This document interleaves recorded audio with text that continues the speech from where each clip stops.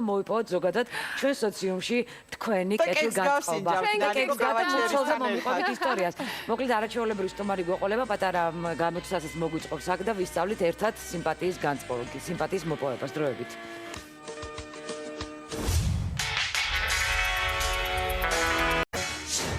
ისევ დაბრუნდა პირდაპირ ეთერში მარგომ მასტერკლასი ჩაგვიტარა ქართულ ყავასაც ინდუსტრიის მიირთმევს ჩერის. კი, ძალიან გემრიელი მართლა.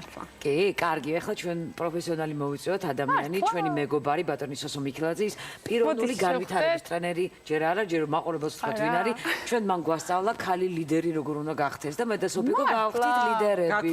გაგვხადა და დღეს კი ის გვასწავლის როგორ მოვიპოვოთ თქვენი კეთილგანწყობა.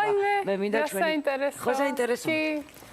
ბატონი სოსო მიქელაძე ჩვენი სტუმარი, რომელიც ძალიან ბევრ რამეს გვასწავლის დღეს. მობრძანდით ბატონო სოსო. Აკეთა როჯინკა, მინა სუპას. გამარჯობა. ჩვენ დაგხვით ნამცხრით, მარგოს ოქროს ხელებით მომზადებული ნამცხრით. კეთილგანწყობისთვის მუშაობენ? Не хотите попробовать? Это очень вкусно. Цадут-ки. Аутсилება, მიართვი. გასინჯოთ? უკრაინულად მიართვა. Я туда намешала. მარგო, თავშტილების მოხდენები შერეული აქ რაღაცეები შიგნით. აფროდიზიაკები. გავძანდით ბატონო სოსო. უკრაინული რაღაცეებით ხო? პირველ რიგში როგორ ბრძანდებით? ჩვენ არაჩვეულებრივად მარგომ გვახალისა ამ ხალიში რაღაც თავისი ოქროს წესი მოგვაწოდა, მაგრამ პირველ რიგში ხო გვისმენთ როგორი შთაბეჭდილება დავტოვეთ ჩვენ? კეთილგანწყობა მოვიპოვეთ თქვენი?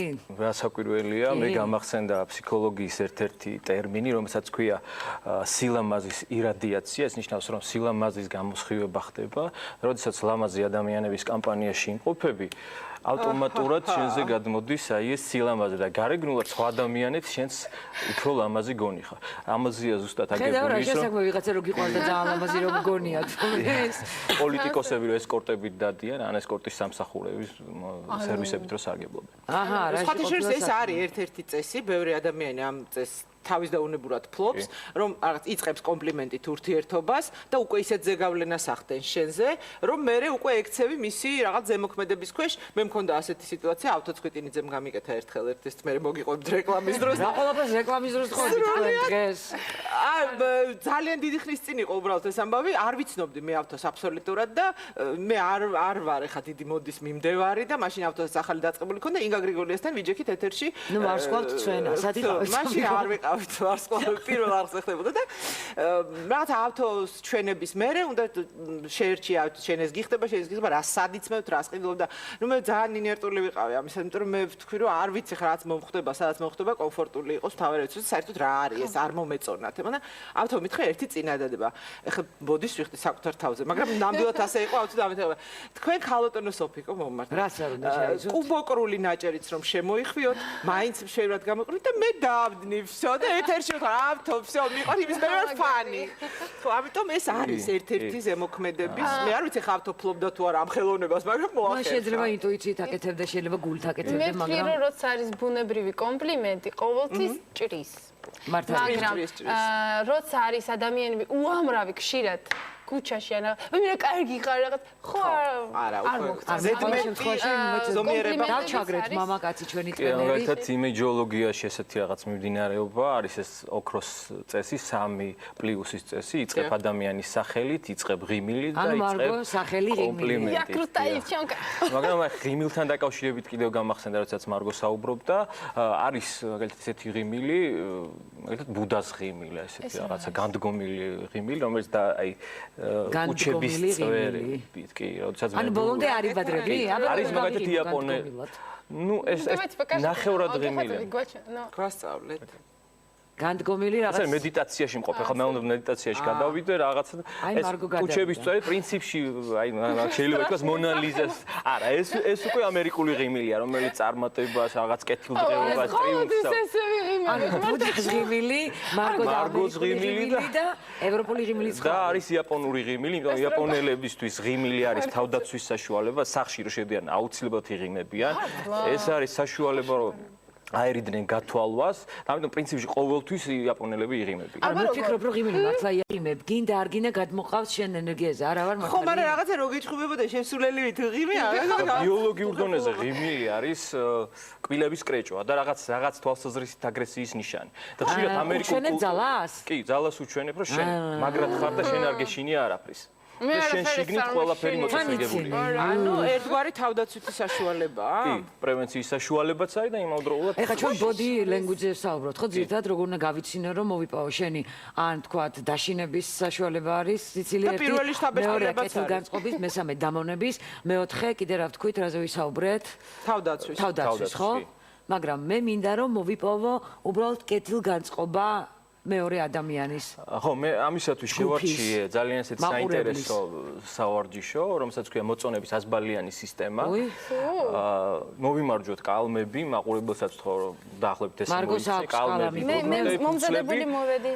ნუ მიუდგებით ამ სავარჯიშოს როგორც დოგმას, ეს არის უბრალოდ ექსპრომტი. მოდი მაყურებელსაც ვეთქვი, თუ გნებავთ რომ ჩვენთან ერთად გაიგოთ თქვენ თავის შესახებ უბრალოდ აიღეთ ფურცელი პასტა და თქვენც გააკეთეთ პარალელურ რეჟიმში ეს ამოცანა. აბა, რითი ვიცი. მე უნდა შემოგთავაზოთ 5 მსხვილი ჯგუფის სხვადასხვა კრიტერიუმების და საშუალო არითმეტიკული უნდა გამოიყვანოთ თითოეული კრიტერიუმის მიხედვით, დაუწეროთ თქვენ თავს, აი ამ ჯგუფების მიხედვით, რას ფიქრობთ, რამდენი ქულა გაქვთ. ჩვენ თავს უნდა დაუწეროთ ნიშანი კონკრეტული ჯგუფის მიხედვით ისინი რას უკვე შეაჯამებთ შემდეგ ამ ქულებს და გვეტყვით რომ თქვა პირადი თვით რეიტინგი რამდენი გაქვთ, რას ფიქრობთ, რამდენად მოსაწონი ბრძანდებით თქვა ადამიანს. მაყურებელს შეუძლია ჩვენთან ერთად გააკეთოს. საკუთარი თავის რეიტინგი ერთი კითხვა მაქვს, შეფასება რა ქულიანია, მაქსიმუმი რა გვაქვს, მინიმუმი რა გვაქვს. თითოეულ ჯგუფში, რომელსაც მე ახლა მოგახსენებთ, რასაც გულისხმობთ, შეგიძლიათ მაქსიმუმ 20 ქულა დაუწეროთ. ამ იდეალში თუ ხართ აი იდეალური და ამ ყველაფერს აკმაყოფილებთ 20 ქულა. გვივარდება მე 20 რო დავწეროთ. სხვა შორის პირველი ჯგუფი ძალიან დიდია, საკმაოდ ვრცელია და ამიტომ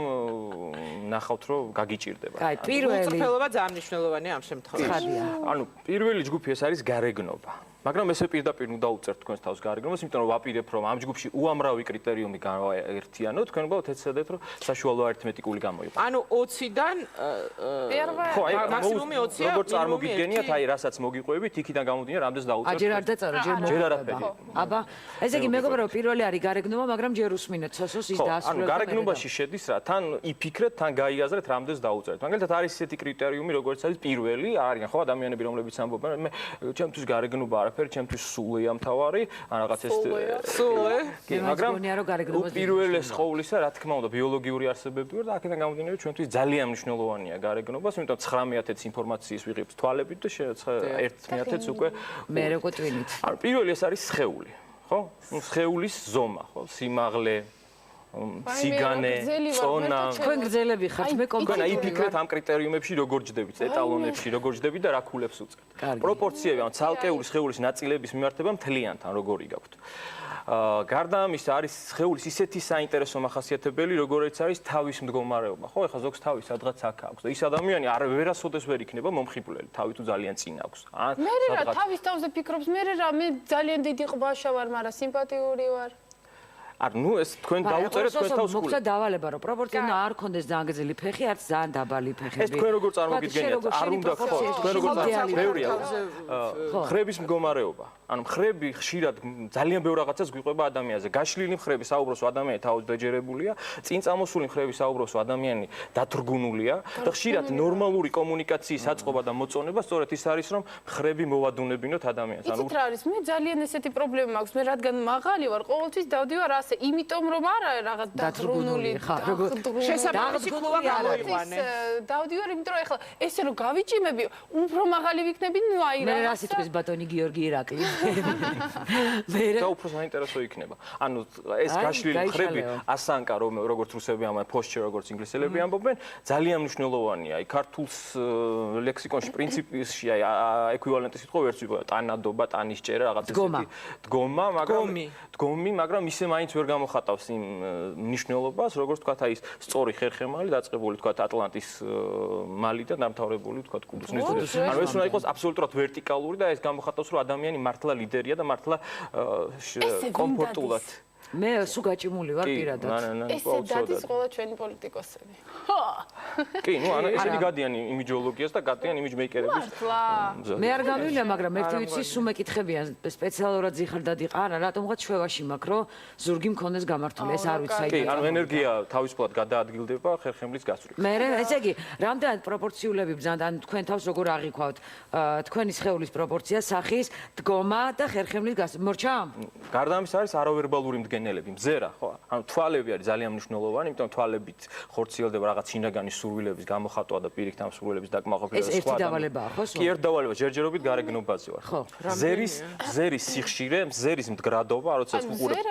ზერა როგორი? თუ არა დიდხანს უყურო ადამიანს თვალებში. ხო, აი, ნახეთ, ძლიერი მზერა აქვს, ანუ შინაგანად არ დაურბის თვალები, რაც იმას ნიშნავს, რომ შინაგანი სახეები, რასაც შიგნით ტრიალებს ფსიქოლოგიური სახეები, ის ნორმალურია, ანუ არ ფიქრობს რაღაც ტრაგედიებზე.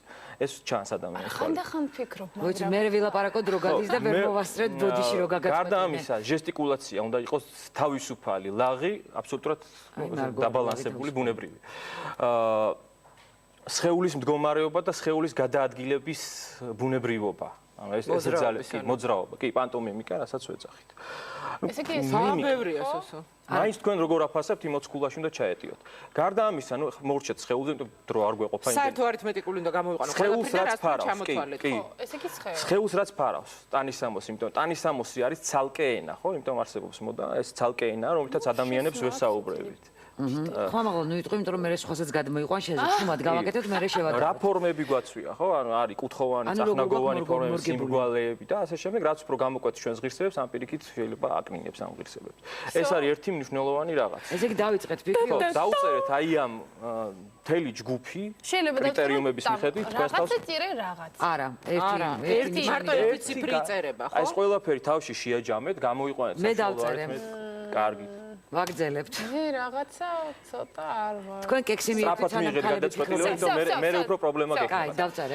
შემდეგ ეს არის აივს უკვე რაზეც თქვით სული, რაც ადამიანებს უყვართ ხოლმე თქვა, რომ აი მე სული უფრო მიყვარს, აი ეს შინაგანი მდგომარეობები. რას ეფუძნება შინაგანი მდგომარეობები? ეფუძნება мотивაციას, ანუ მოტივებს, საჭიროებებს, რომლებიც აღძრავს ადამიანს ამა თუ იმ საქმიანობების ან მოქმედებებისადმი, ღირებულებებს, ценности, რაც აქვს ადამიანის შიგნით, ეგრეთ წოდებული რწმუნებულებები, ანუ attitude-ები, რაც მიაჩნია ადამიანს უპირობო ჭეშმარიტებად, შეიძლება ის არ შეუმოწმებია, მაგრამ ის ფიქრობს, რომ აი ეს ნამდვილად სუბიექტურია, მე მიმაჩნია, მაგრამ მარგოს კი, მაგრამ ეს განსაზღვრავს უკვე თქვენ სულიერ მდგომარეობას, შინაგან მდგომარეობას, რაღაც ის რო გჯერათ, შეიძლება გმირი გახდეთ. და მაგალითად ის რეკლამაში რო ქონდა ჩვენ რა ქალი რო აფირმაციებს კითხულობს, იასამაი აბაი აჭენა და ასე შემდეგ. ეს არის ესეთი შესაძლებლობა გვეძლევა მაშინ, აი ეს საერთო გვაძლევს შესაძლებლობას, რომ გადავაპროგრამოთ ჩვენი გონება და დავიჯეროთ ისეთი რაღაც, რაც იმ მომენტში შეიძლება ჭეშმარიტება არ არის, მაგრამ მე როგორ და მე რეალური ხდება ძალიან რეალური ხდება. მეორე სული. მდგომარეობა. ანუ ჩვენი შინაგანი მდგომარეობა, თავდაჯერებულობა გვაქვს, ჩავარდნილი რაღაც დეპრესიული მდგომარეობა. ძალიან კარგი. არა, იცი რა, ესეც არ არის ყოველთვის სწორხაზოვანი, კარდიოგრამას გავს ხშირად, იმიტომ რომ არის დღეები, როდესაც უფრო მაღალია ჩემი რაღაცა. ნუ საშუალო უნდა ავიღოთ ცხოვრება, თქვა ერთი კვირის განმავლობაში რა შინაგანი მდგომარეობა გვეუფლება. თქვა, უფრო მეტი გვაქვს თავდაჯერებულობა, რაღაცა ენთუზიაზმი, დრაივი და ასე შემდეგ, თუ პირიქით დავწერე. საინტერესოა ის, რომ თუ ადამიანს ვერ გამოდის, მაგალითად, გარეგნობაში აქვს პრობლემა და ვერ აწესრიგებს თავის გარეგნობას, ნუ რაღაცა არის გადაულახავი ფაქტი. პლასტიკური ჩარევა თუ ჭირდებოდა, ფული არ აქვს, ცხადია ის ვერ მოაწესრიგებს. კი, თქვენ გაქვთ თქვა ძალიან საინტერესო გადაცემები ამის შესახებ, როგორ შეიძლება გარეგნობა მოაწესრიგოს, ამიტომ ამაზე. მადლობა ჩვენი მაყურებელი რუჭანდებით.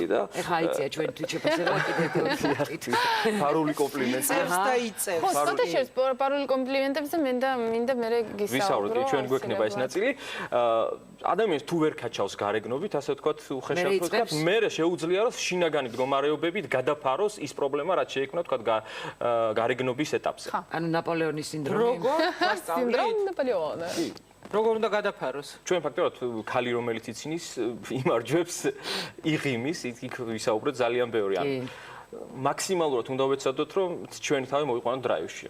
კარგი. აბა დავწერეთ. მესამე არის სოციალური სტატუსი. ო ბოჟე мо. იმ ქვეყანაში, სადაც ჩვენ ვცხოვრობთ, სოციალური სტატუსი არის ფენომენალური კრიტერიუმი. ანუ ყველა უყურებს სოციალურ სტატუსებს, უყურებს აქსესუარებს, რას დავატარებთ, უყურებს ჩვენ სამეგობრო წრეს. ნუ ერთი რომ აი ეს ერთ-ერთი ძირითადი мотиваცია მოწონების, რაც არის უსაფრთხოების შექმნა, კომფორტის შექმნა სხვა ადამიანისთვის, აი ეს კმაყოფილდება. ანუ მე თუ თქვენთან გრძნობ თავს უსაფრთხოდ და მიქმნით რაღაც კომფორტს, თქვენ მე უკვე მომწონხართ.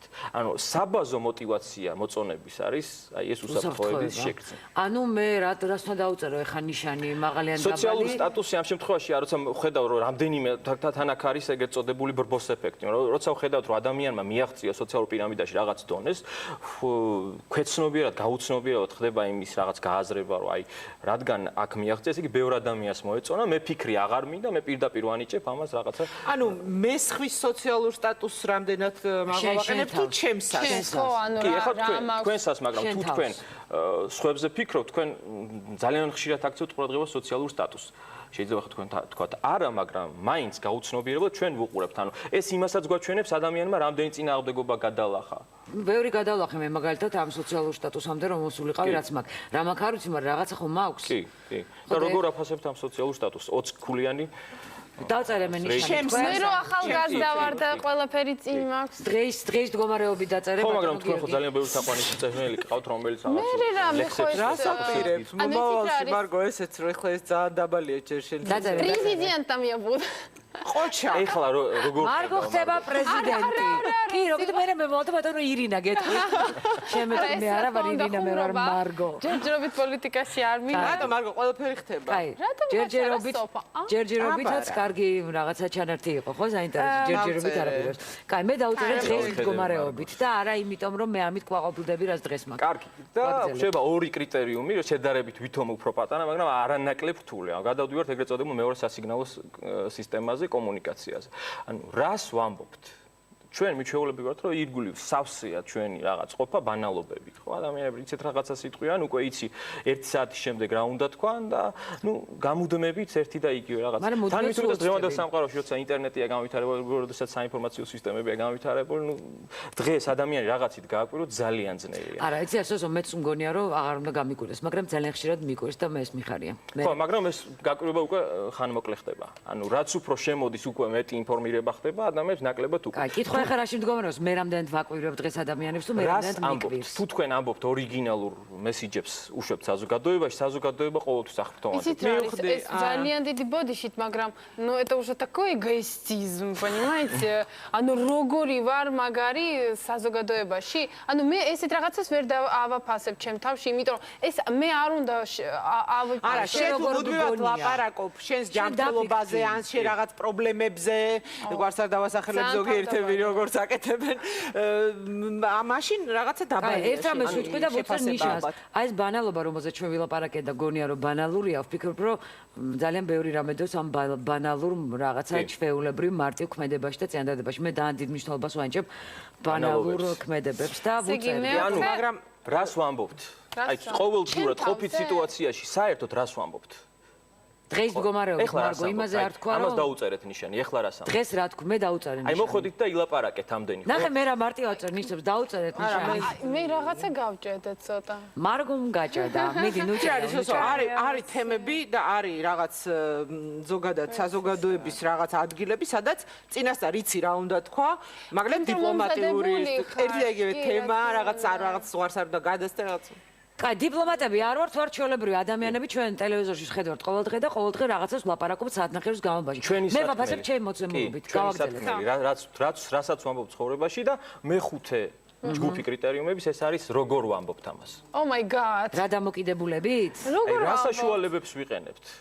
მაგალითად, თვალებით ვამბობთ, თქვა პირით. შემიძლია ყველანაირად. კი. აქ დიდი მაგ. ვიყენებთ Facebook-ს. ვიყენებთ რაღაცა ფილმებს, ანუ ჩვენი მესიჯი როგორ მიდის ადრესატამდე. ნუ ჩემი ტელევიზორით მიდის ხოლმე. თქვენ მაგალითად იყენებთ რაღაცა თქვენ შარმს. ხო. მე მგონი რაღაცა ო, გავხარდა. კი, აბარა. ანუ ესე იგი შემდეგი კითხვა მდგომარეობს, როგორ ვახერხებ ჩემი სათქმელის თქმას. ხო, როგორ იყენებ? რამდენს დაუწერ? კი, აი, რამდენად მოგწონთ აი ეს ფორმები, გამომსახველობითი საშუალებები, რომლითაც ურთიერთქმედებთ საზოგადოებასთან. კარგი, დავწერე. კი. შარმი მაქვს. კი. შემდეგი შარმი. შემდეგი ეტაპი უბრალოდ შეჯამებაა. ო ბოჟა. ეს ეხა შევაჯამო ქურა. შევაჯამოთ, მაყურებელსაც ვთხოვ, რომ შეაჯამოს და შევკრიბოთ. მე პასუხებს რეკლამის შემდეგ გავიგებთ მოკლედ პასუხებს რეკლამის დროს. კექსი უნდა ვჭამო, ისტორია მოვუშვიდო და შევაჯამო. რამდენიმე წუთში დაგიბრუნდებით. სიამოვნებით გავს.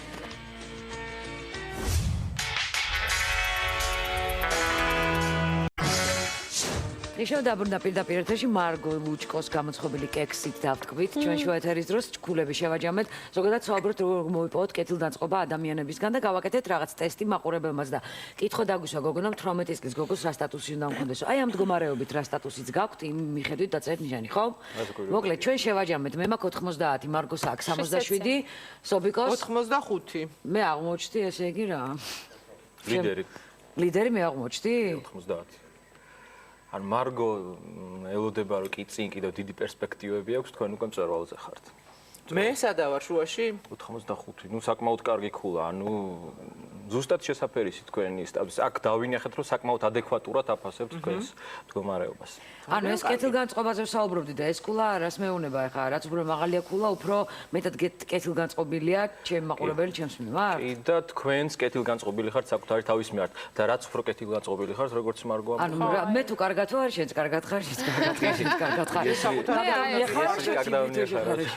საკუთარი თავი უნდა გიყვარდეს, რომ სხვაც შეგიყვარდეს. არ შეიძლება გიყვარდეს ხო თუ არ Как ты себя поставишь, сколько ты себя ценишь, столько и дадут тебе როგორ დადგენ მეგრულიცი რამე მეგრულიცი გოგო არიცი გასავლი რეკლამა ჰარმონია და ჰომივიცი მეცი მოკლედ ლიდერების ხედავთ მარგო ჯერ ცოტა წინა აქ და ნიშნავს რომ ჩვენ კეთილგანწყობილები და ისინი არიან ჩვენს ვერთ კეთილგანწყობილები ხო? კი.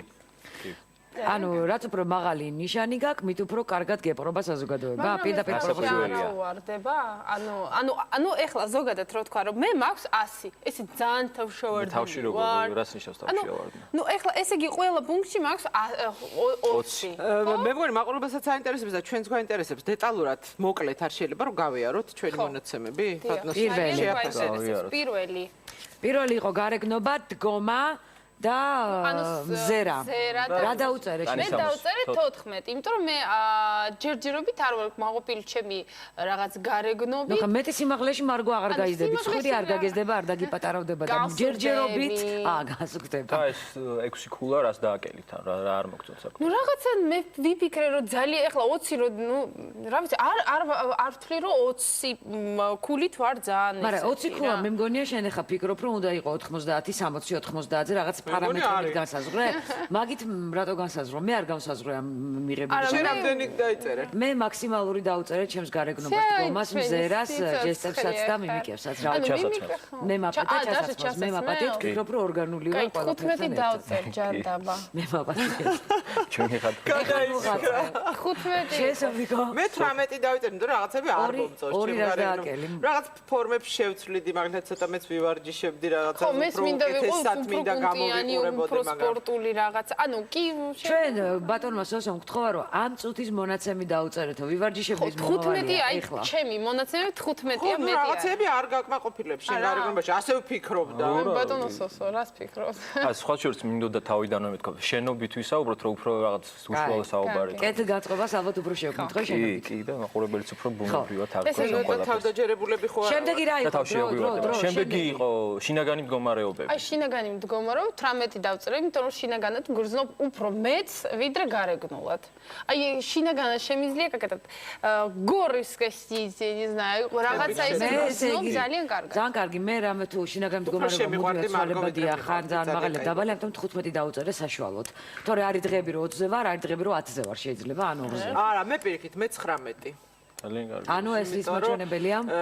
ხო, ის მოჩვენებელი. აი მე წინა გადაცემიდან შემიძლია დავასკვნო, რომ ძალიან კარგად მართავს საკუთარ თავს და შეიძლება თუ მოვასწარეთ ახსნე ერთ თეორიას, როდესაც შინაგანი დიდი არის შინაგანი ბავშვი და შინაგანი მშობელი, ეს შინაგანი დიდი ძალიან კარგად ფლობს ამ ორ შინაგან მოთამაშეს, ანუ ბავშვსა და მშობელს. ახლა როგორ გვაქვს ჩვენი ნიშნების მიხედვით ეს შინაგანი დიდი? აი სოფიკოს ეს 19 აბსოლუტურად ეთყობა, იმიტომ მე შევისწავლე თქვა წინა გასული 3 თვის რაღაც თქვენი გადაცემები ყველაფერი, მაინტერესებდა და აი ეს ჰარმონია, რომელიც ახასიათებს გარეგნობაში, ზუსტ აქცენტებში, ძალიან ისეთ სწორ რეაქციებში, ზუსტად ის 19-ია, რომელიც თვითონვე აცნობიერებს და ეს ძალიან მაგარია, როცა ადამიანი გრძნობს, რომ ის არის, რაც უნდა იყოს. რა მაგარია, მე ჯერ წინმა ყველაფერი 15 მე მე ყველაზე გაუწონასწორებელი აღმოჩნდი თქვენს სამში, რამდენი ვარ? 3-ში, ხო?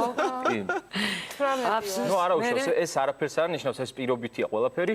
მესამე გვაქვს სოციალური სტატუსი, ანუ ვინ როგორ აღვიქოთ ჩვენ სოციალურ სტატუსს. მე მაქსიმუმი დაუწერე ჩემ თავს. ვართ რიგითები თუ უფრო უახლოვდებით? მაქსიმუმი დაუწერე მე. 20? იცი რა სოციალისტი 20 დაუწერე მე მაგრამ ცოტა ვყოყმანობ ამაზე იმიტომ რომ გააჩნია რას ვიგულისხმებთ ამაში ჩემთვის ცოტა ისეთი განყენებული მცნებაა ეს აი ეს ცოტა ვრცელი თემაა გვექნება ჩვენ ამას ნანა ტირე მადონა დავწერე 15 მაგრამ ფიქრობ даже ცოტა ნაკლები მაქვს იმიტომ რომ ჯერ სხვათა შორის ბევრი ისაა კაკათად სტატუსი ტელევიზორში რო ხარ იმითი ნუ აღიქواو სტატუსი შეიძლება ტელევიზორის გარეშე მე ვამბობ რომ ის უფრო მე შემიძლია ანუ რაღაცა მინდა თავისი სახლი თავისი მანქანა და რაღაცა ცოტა სხვა მდგომარეობა ამიტომ წინ მაქვს მე რას ვამბობთ ნახეთ მეოთხე რას ვამბობთ ჩვენი სათქმელი ანუ მარგum დაუწერა 8 რაც ჩემთვის ცოტა გასაკვირია თქვენ რა დაუწერეთ ნანიკო რა დაუწერეთ 15 მე 8 8-ს როგორ მოგეწონა მე 8 საკრალური ციფრი 8 რატო უსასრულო რაღაცა მაქვს ჩემი რაღაც მოსაზრება მე 15 დაუწერე რაც გინდოდათ გეთქვათ ან რასაც ამბობთ არ მოწონთ რასაც ამბობთ არა მაგრამ იცით რა არის ნუ რაღაც ნუ ნიშნავს რა რომელ სიტუაციაში და როდის ეს მაღლა მიდის როცა ადამიანი აი გულიდან რაც მოდის აი ეს ნაკადი და ვერბალური ერთმანეთს ემთხვევა ესე არ არის. აი, მე ვფიქრობ, რომ ჩვენი ფორმატიდან გამომდინარე, ჩვენ უფრო მეტი საშუალება გვაქვს, რომ კარგად შევაფასოთ. მე 15 მოკლედ და ბოლო. და ბოლო არის, ნუ ეს როგორ ლაპარაკო, ანუ გამოსახველობითი ფორმები, მარგო ხედა 20 უწერს, სოფიკო 20 და ძალიან კარგი ეს ერთსულოვანი შეთანხმებული მოქმედებაა. მე ზარწმუნებულია, იმიტომ ადამიანები, რომლებიც წამყვანები არიან და ეხლა ჩვენ შეიძლება რომ ქათინაურზეც ვილაპარაკოთ და ქათინაურის ერთ-ერთი რაღაც ფორმა გამახსენდა. რომელსაც ქვია მინუს პლუსი, ჯერ აკრიტიკებ ადამიანს და ადამიანი ელოდება, რომ ეხლა უნდა გააკრიტიკო. თქვენ წამყვანები არ ხართ.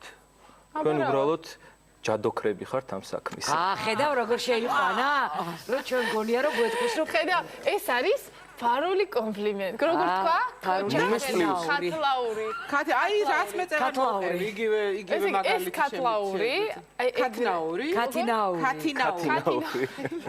რა საყვარელი. მოკლედ ესე იგი შენ სოფიკო არა ხარ წამყვანი. მაგრამ ჯადო. მაგრამ არ უნდა თქვა პაუზა ჩეხოვის და შენ ჯადო. ამას რა ხდება ხო? Ага. Мы вас раскусили, молодцы. В каком смысле? В прямом смысле. ეს იყო მე როგორ ფიქრობ, ფარული ქათნაური. ფარული ქათნაური. და ეს არის ხელოვნება. იმიტომ რომ შენ უკვე დაიძაბე, შენ წამყვანი არა ხარ და ბოჟე мой, моя жизнь ушла და შენ ნამდვილი ჯადო და აკუ მაგათეშვები ხო? აი აში ნირვანა. ეს უნდა დაიმახსოვრო. მე რომ მკითხო ხო, მაგალითად აუცილებლად შევიტანდი ქათინაურს სკოლებში რაღაც საგნის სახით, ან უნდა როგორ გავაკეთოთ ქათინაური? მოიცა ერთოდ რა გვინდა ეს მიზნის მისაღწევად გვინდა თუ უბრალოდ 10 წარმოიდგინეთ ყოველ დღე რომ გეუბნებიან საშუალოდ 5 ქათინაურს დღეში ან 10 ქათინაურს. მოგბეზდება მე-5 დღეს ამდენი ქათინაური. სოცა მამა ჩემი მირეკავს საათში ერთხელ და სულ ქათინაური დიწყებს ასრულებს. მე ხო, ერთ-ერთ დავალებას რომელსაც ვაძლევ ამ დათრგუნულ და იმ ადამიანებს რომლებიც არ სარგებლობენ რაღაც აღიარებით დაიწყეთ ქათინაურებით, ანუ გადით ქუჩაში და დაიწყეთ ქათინაურებით. იმიტომ რომ ეს არა მარტო იმ ადამიანს ამდიდრებს და აბედნიერებს, რომელსაც ეუბნებით, ანუ ადრესატს, არამედ თქვენ გავსებთ ენერგიით და გავითარებთ მაგაში გეთანხმებით. ყურადღების უნარს გავითარებთ და გადაგრთავთ იმ ეგოიზმიდან, რომელიც ჩვენ ყველას გვაქვს.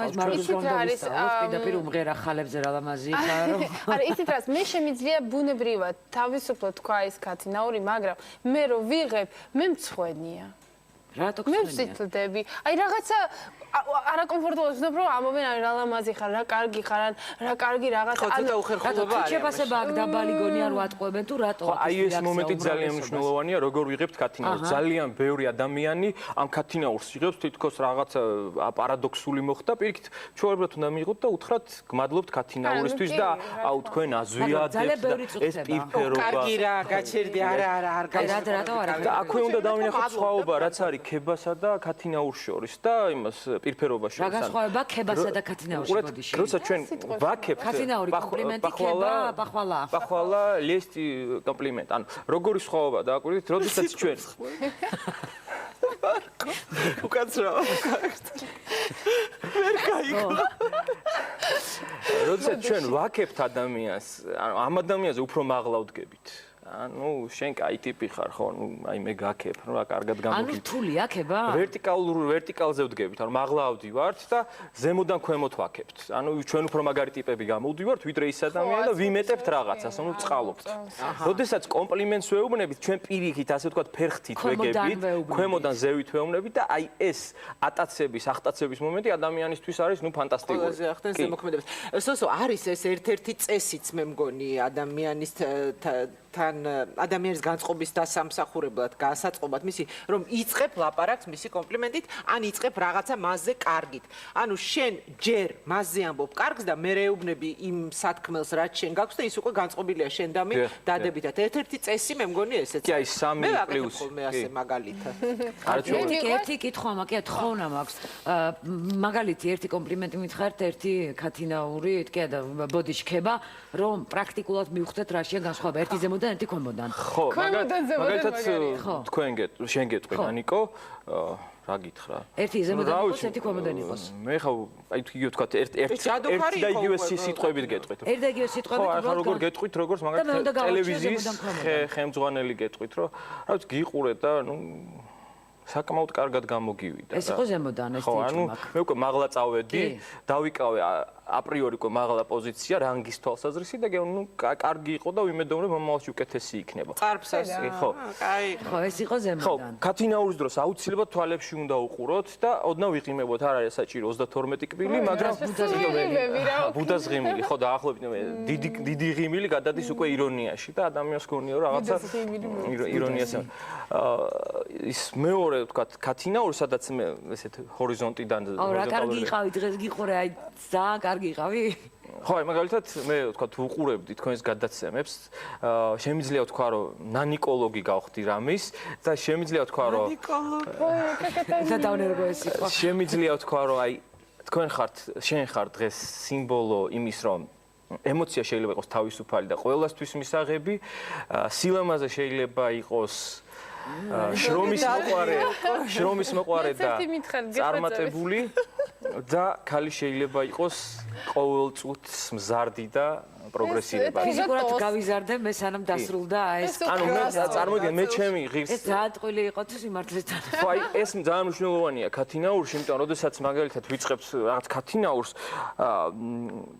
ყველაზე ჩემთვის მიუღებელია რომ შეხვდებიან რა თან ეს ლიათი და რა ლამაზი ხარ ან რაღაცას წეუბნებიან და ნუ ძალიან ზოგადი რაღაც, იმიტომ რომ 5 წუთის შემდეგ სხვა შეიძლება უთხრა რა ლამაზი ხარ და რა ჩვეუება.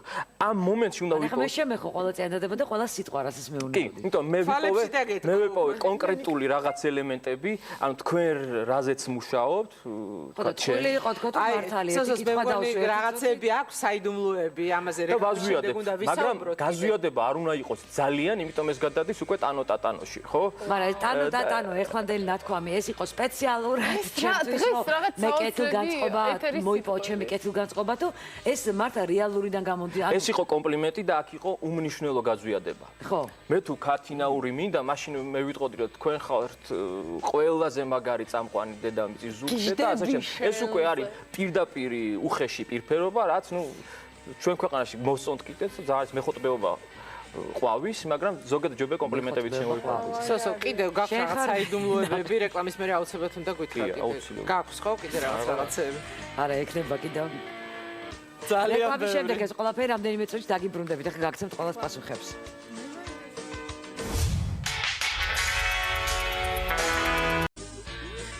გიშო დაბრუნდა პირდაპირ ჩვენი სტუმარია სოსო, რომელმაც გვასწავლა უკვე და ახლა ალბათ რეზუმეს სახით გვეტყვის თუ როგორ მოვიპოვოთ ადამიანების კეთილგანწყობა. მარგო, შენც უსმინე? მეც აუცილებლად ყველა ყურის ქათინაურებზე ვისაუბრეთ, ფარული ქათინაური, ქედმაღლური ქვემოდან, ღიმილი, სახელის ხშირი ხსენება, რომ მან თავისი მნიშვნელობა უფრო კარგად შეიგრძნოს. ღიმილი, მარგომ და თქვენ მე მგონი გაიზიარეთ, ხო, ეს სახელის ხსენება, ღიმილი, ჟესტიკულაცია, კიდე რა იყო ბოდიში თუ გამორჩა, თვალებში ყურება, ნამდვილი სიყვარული, ანუ და ინტერესი, ხო, გულს. კარგი, და ახლა ბატონო სოსო. ბევრი დაემთხვა მარგოს წესებს. უპირობოდ მნიშვნელოვანია შინაგანი პრობლემების მოწესრიგება. როგორც წესი, ეს ნიშნავს, თქვათ, უარყოფითი ემოციებისაგან გათავისუფლებას. უარყოფითი ემოციები თავისთავად რაღაც საშინელება არ არის, ეს არის სიგნალი, რომ არსებობს გარკვეული საფრთხე, მაგრამ ამ უარყოფითი ემოციების პრობლემატურობა მათ ქრონიკულობაში. იმიტომ ერთი რომ დამკვიდრდება, მე უკვე აღარ გადის. არ უნდა ვიმუშაოთ, ხო ზოგადად. ის ადამიანი, რომელსაც აქვს რისხვა, ბრაზი, უკმაყოფილება უნდა გათავისუფლდეს ამისგან, ვერ იქნება. ანუ პირველ რიგში უნდა გააცნობიეროს, რომ უმრავლესობა ამ უარყოფითი ემოციების არის უსაფუძვლო. უარყოფითი ემოციების ფუნდამენტში ყოველთვის არის შიში. შიში იმისა, რომ რაღაც არ ანუ შიშიდან მოდის, შიშისგან მოდის ეს ყველაფერი. შიში რაღაცის დაკარგვის, არ გაკეთების, დაკარგვის, სტატუსების დაკარგვის, რაღაც ფინანსური მდგომარეობის, არაღიარების, უარყოფის შიში, რომელიც ყველაზე საშინელება, აი ამ შიშებისაგან ადამიანი უნდა გათავისუფლდეს, უნდა გამოვიდეს აი ამ პარადიგმიდან, რომ კარგია, ცუდია, ჩემია, ჩემი არ არის, რაღაცა მოვეწონები, არ მოვეწონები, აბსოლუტურად უნდა გამოვიდეს. ანუ არ უნდა კონდეს ადამიანს, არ უნდა იფიქრო, კი თუ არა. არის აი უპირველეს ყოვლისა ეს უნდა მოიცილოს, შეფასებები უნდა მოიცილოს. იმიტომ რომ როგორც წესი ეს შეფასებები მოგვაქვს ბავშვობიდან, მოვათრევთ რაღაცა ბარგის სახით და დღეს უკვე ასენი უადგილოა. უნდა უბრალოდ იცხოვროს. განდევნოს შიში და ანუ გადავაფასოთ რაღაცეები, რაღაცნაირების ყოფა ჭირდება და ძალიან ბევრი მუშაობა საკუთარ. ჭირდება ტრენინგი, აბა სხვანაირად ეს ყველაფერი არ მოდის, იმიტომ რომ ადამიანს რომ დაუგროვდება ეს უკმაყოფილების ემოციები, ძალიან დიდი ბარგი, ტვირთი უნდა გათავისუფლდეს. მოკლედ, პირველია რომ გათავისუფლოთ უარყოფითი და ეს ყველაფერი როგორც სოსომ თქვა, მოდის შიშიდან, რომ ჩვენ ვერ მიგვიღოს რაღაც კონკრეტულმა სოციალურმა წრემ, თუ კი ამას გავაკეთებთ, ყველაფერი კარგად იქნება. მაგრამ ნანიკო, აუცილებელია რომ საკუთარ თავზე იმუშაო. ყოველს გარეშე სოფიკო ვერ საკუთარ თავზე და მერწმუნეთ, ყველაფერი შესაძლებელია თუ ამას ძალიან მოიმართოთ. მარგო. ცხოვრება მშვენიერი. აბა რა, ნახავთ. ერთი თუ ასტრებს. ვერ არ ვიცი. ასტრებს კიდევ ერთ თუ საინფორმაციო დრო არ ვიცი.